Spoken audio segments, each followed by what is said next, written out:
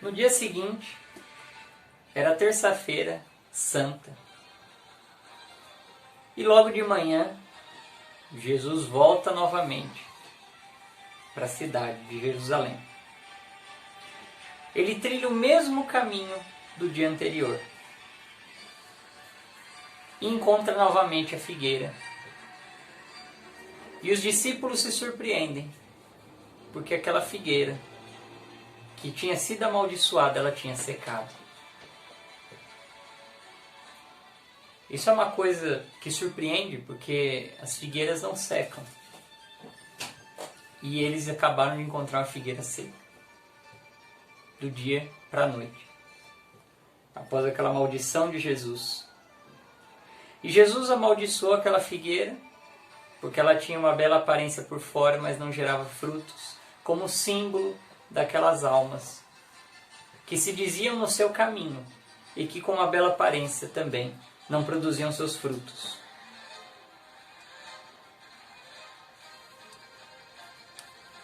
E por isso aquela figueira amaldiçoada, ela secou e nunca mais deu fruto. Como prova do que acontece com as almas que se separam do seu tronco.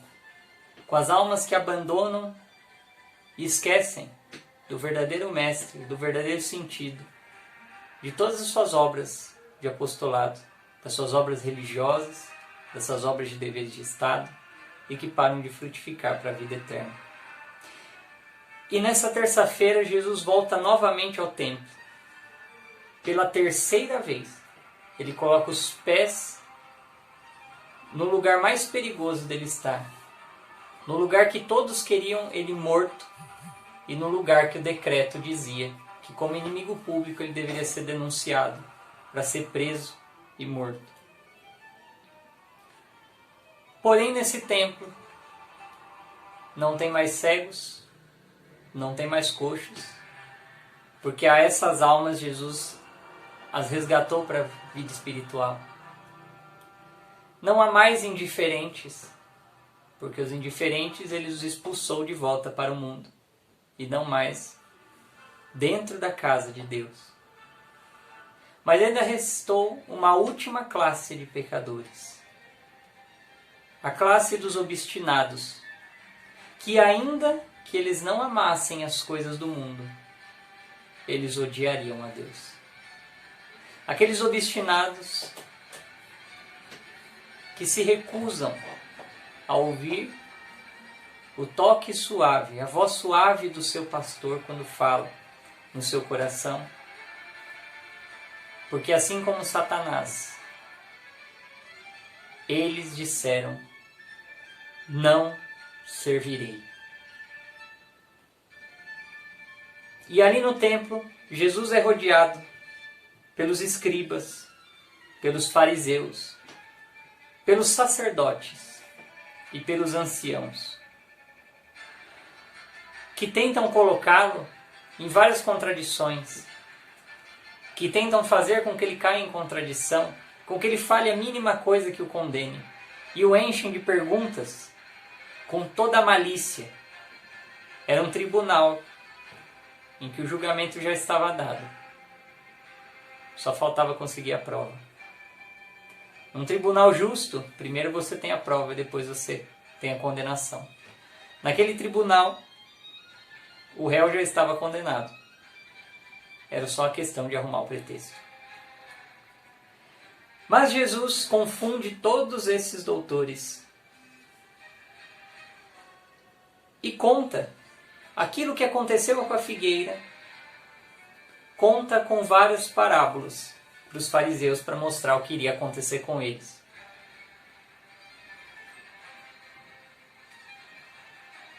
Depois os repreende asperamente.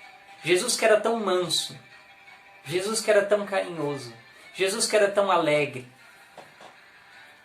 com toda a aspereza, repreende todos aqueles homens obstinados e com palavras claras, com palavras evidentes, com palavras que não deixavam a menor sombra de dúvida.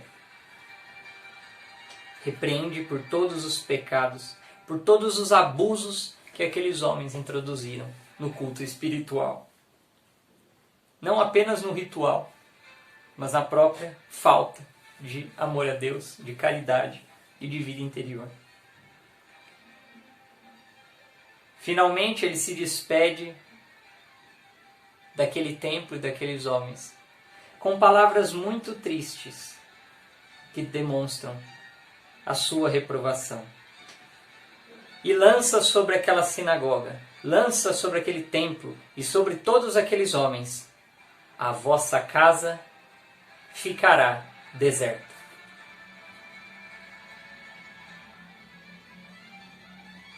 E daqui em diante, Deus não vai mais morar aqui. Deus não encontra mais nenhum único coração nesta casa. Os corações em que ele podia encontrar espaço desertaram na segunda-feira santa. Aqueles que não encontravam espaço, mas também não se faziam inimigos diretos, também não estão mais lá. Ali só restam inimigos.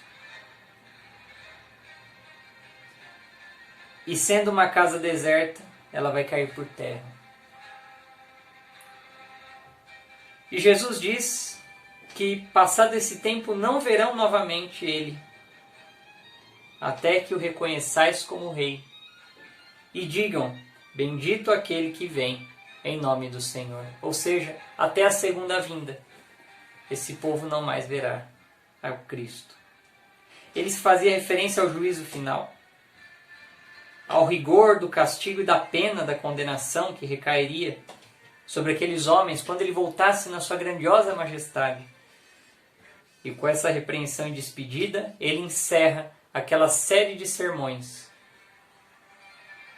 Sermões condenatórios, sermões cheios de condenação, porque havia passado o tempo da misericórdia. Eles poderiam pedir a cura na segunda. Eles poderiam, ao menos, ter tido a decência de, na terça-feira, terem se retirado com os mercadores. Mas eles obstinaram ao ficar dentro da casa de Deus, sendo inimigos do próprio Deus. E então Jesus sai do templo na terça-feira à tarde, com tamanha determinação, demonstrando sua enorme indignação, com dureza por aquele povo. E os seus discípulos, escutando ele dizer que o templo ficaria desamparado, que o templo seria destruído, que não ia sobrar nada daquele templo, ficam assustados. Buscam o Senhor do lado de fora e falam: Senhor, olha a grandeza e majestade desse templo, que por tanto tempo serviu ao seu povo. Esse templo que foi levantado por Salomão.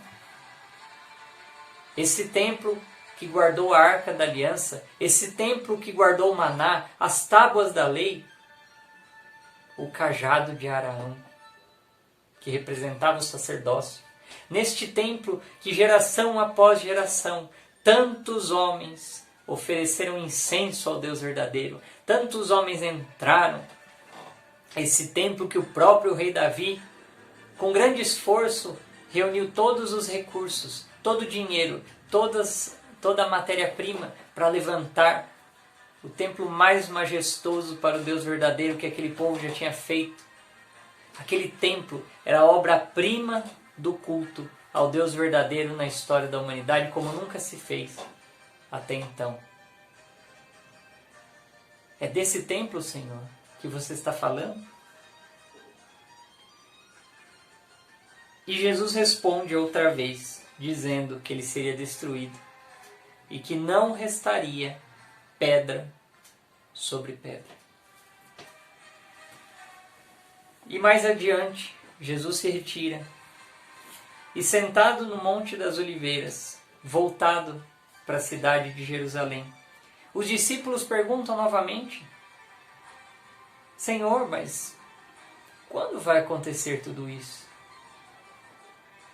Quais são os sinais que vão indicar tudo isso que o Senhor falou que vai acontecer? E Jesus então explica-lhes o juízo final e os sinais que precederão aquele dia o dia de Deus, o dia da ira, o dia onde não tem mais misericórdia, mas o dia em que virá o julgamento severo e que será prestado contas por cada mínimo defeito, por cada mínima falta, por cada mínimo pecado que cada um cometeu. E conclui a explicação dizendo que dentro de 2 dias ele seria morto e seria crucificado. Que nós possamos pedir a graça ao Senhor, que o nosso coração não seja como o dos fariseus e que o nosso templo não fique deserto, que nós não sejamos cristãos que ao longo do tempo foram se obstinando, foram se incomodando com Deus, que pararam de frutificar como a figueira e que apesar de terem feito obras tão grandiosas, no final o seu templo termina deserto, destruído, vazio. Ave Maria.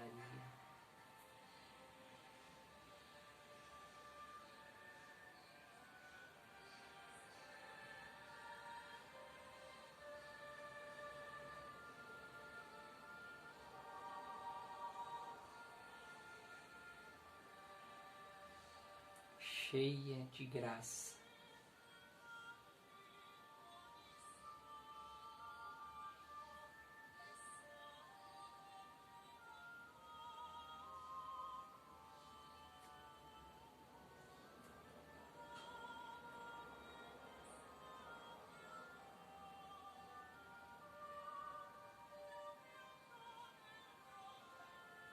O Senhor é convosco.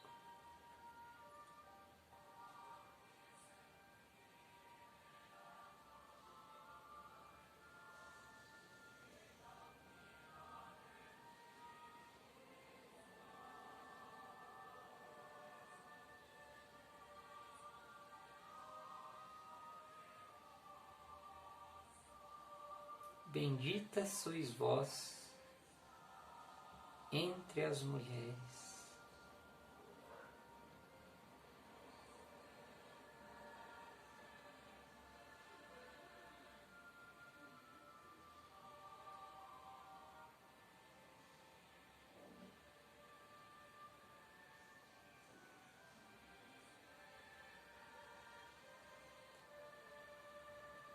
E bendito é o fruto do vosso ventre, Jesus.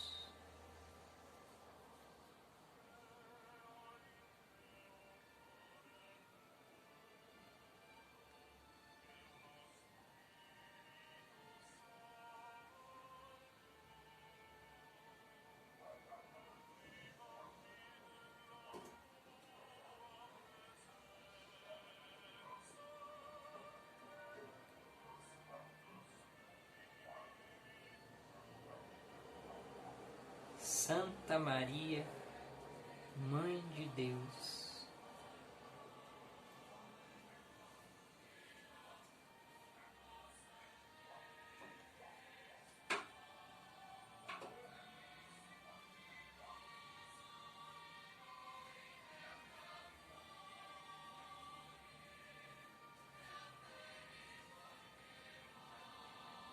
rogai por nós, pecadores,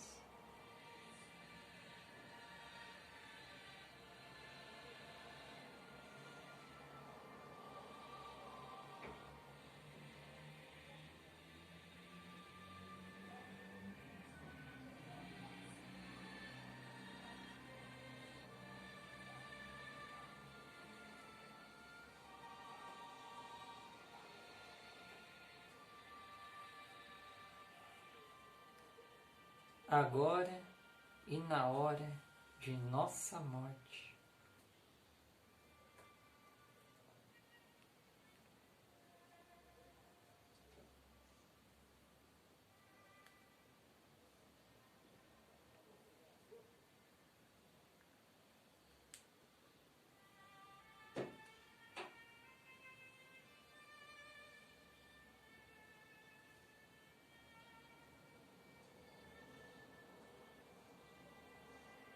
Amém.